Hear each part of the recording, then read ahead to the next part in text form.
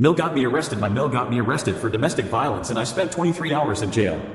Mill flew into town for the holiday and was staying with us. She got very drunk the night of Thanksgiving and started shoving my wife around. I told her to stop or she would have to leave and she kept shoving and yelling. She has a history of drinking and putting her hands on family members, but my wife's family normally excuses by saying that's just how she is. I finally had enough and demanded she get out. She obviously didn't take that well and started getting physical with me. She kicked me and threw some things. I started taking her bags out the front door and she was yelling and bringing them back inside. This happened back and forth a few times. I'd take the bags out, she would bring them back in and start yelling at us again. She peed her pants and fell over several times during this whole interaction. Neither my wife or I know when exactly when, but at some point she scraped her elbow and my wife pointed out her elbow had some blood on it. Mill now starts screaming she is calling her lawyer. She waited until she was sober, about 1 p.m. the next day, and went to the hospital for her elbow and to report that I pushed her down. Police arrived at our house Friday evening and asked me what happened. I explained and showed them the Ring camera footage which shows her repeated yelling and re-entering our home. It shows a lot, but since it's outside the door it doesn't show the entire interaction or especially her falling. The two officers then go talk to my wife and say she explains the same interaction as I did. They say they are going to write up the report, but they were satisfied with the allegation being false. All seems fine. After about 25 minutes and a few phone calls, they come back out of the car and said the initiating officer, who is at the hospital with Mill, wants me arrested because he is probably cause. The officers in front of me disagree and call their lieutenant and try to get him to call the IO, but he just says it's ultimately his call. So I get taken in and get processed at about 2,330. I go to the court at 1,330 Saturday. The public defender said, I don't see why you're in here. The DA and or judge dropped the charges without even speaking to me. I was dismissed to out process and got out at 2,300. My wife and I are emotionally wrecked. In a million years would I thought I'd get arrested. My wife and I never want her near us again. I learned that I should have filed a police report as soon as she got physical with us, and since we didn't, that's why it was so easy for me to be taken in over this false accusation. Can I file anything now to help protect us? Can we sue for emotional distress? We are afraid she is going to continue to pursue legal action against us since we pay most of her bills and will need money now that she is cut off. Honestly, don't even know what to ask here as this is still fresh. Thanks in advance. Super Mario Wonder is just an average Mario game, but by no means is it one of the best Mario games of this century. I know it was nominated for Best Game of the Year, but it has no chance of winning. I think we are looking at it with LSD-fused goggles. It definitely shows us some new things and some fun Wonder Seed sequences, but overall it is still kind of lacking in gameplay. There is almost no creative platforming in the entire game, until the special world. I don't feel like I accomplished much when I beat most of the levels, as they are mostly unchallenging. The Bowser fight was kind of lame too and wasn't a challenge. After getting a masterpiece of a game in Super Mario Odyssey, and a breath of fresh air of a game in Bowser's Fury, this Mario game felt literally and figuratively flat to me. The novelty will wear off fast and the replayability will be minimal compared to other games. People won't come back to play a game that doesn't challenge their skills. I would rather play an SMB over this game. Mario Galaxy 1 and 2, 3D World, 3D Land, and others are better than this game. Ava for wanting husband to be in the same room while I decorate? Exactly as it sounds. I love Christmas, the decorating, finding the perfect gifts, looking at lights. It definitely brings out my inner child. My husband loves watching me light up over a new ornament, actively looks for places to take me to look at lights. Even throughout the year he makes our friend hide packages until he gets home to see me open them. The problem is when I decorate I do like for the family to be in the same room with Christmas movies going. I don't ask for help, they don't have to participate, I just want them near. This is our first year in our new home. I was extremely excited to be able to do a tree in our living room and one downstairs in the family room. However, I couldn't even get my husband to help bring the big bin up the stairs, which resulted in me straining my arm.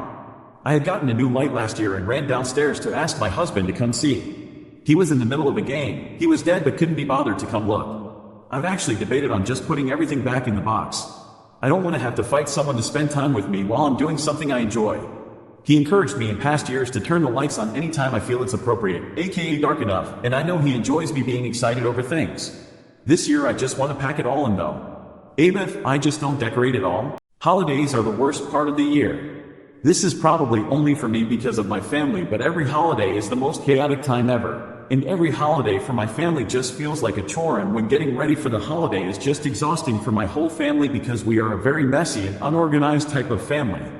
I think my enjoyment of holidays is really just from my mom. For an example, when I was 9 years old I had to clean the entire house while my mom was yelling at me how ungrateful me and my siblings were to have this big house and that we aren't trying hard enough for it, and not grateful for amazing parents like her and my stepdad, and how she had to suffer so much and how we care so little. I tried my best no matter what after that to help both my mother and stepfather in any way possible. And also the shopping and the celebrations and all the noise was very chaotic for me because I just hate all the chaos that goes with it.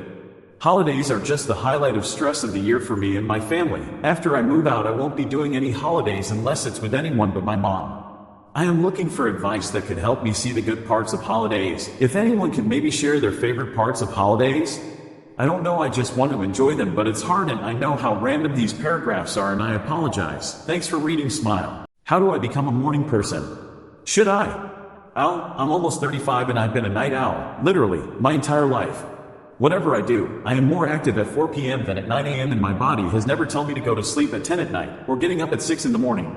For example, I worked for 3 to 4 years on a company, starting at 9:30 from Monday to Friday, and on Saturday, I was getting up at 1 in the afternoon. This hasn't stopped me from having a reasonably normal work and personal life. I founded 2 companies, I'm married, but it constantly causes me little problems. Post-industrial society is organized based on work, leisure, sleep, in that order, and anyone who leaves that will suffer the consequences, more fatigue, stress. I've no problem with having these hours. In some way I enjoy it, but society doesn't make it easy for you if you tend to do things later than the majority. I've read a lot about chronotypes, circadian rhythms, etc., but the science today says that if you have an evening/owl chronotype, mine, you will never change it. In fact, it is proved that if you try to change it, your health will suffer. Even more, your chronotype is in your genes. In short, should I keep trying to get up earlier, go to bed earlier? Is it possible to change your chronotype and go against your genetic predisposition? And, above all, if someone has achieved it, how the hell did you do it?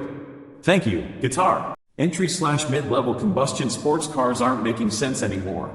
I always love sports cars. I'm not in the league of the supercars, but I always go for something with a little more kick than the average. I've been driving for over 20 years and my cars have always had a little bit of extra fun factor, Genie or Turbo for example. I always bought used and had no issues with that. However, now my situation has improved a bit and I was looking for some upgrades. A45, Mustang, Camaro, M2, something fun around 400 horsepower. But even well used, high mileage, 6 to 12 years old, these are all way more expensive than brand new electric cars that have a much more intense acceleration. Don't get me wrong, I do like the engine noise in combustion cars, but where I live, not the US, the used ones cost so much more than this new generation of fast electric cars. Tesla Model 3/Y Performance, BYD Seal, Volvo EX30.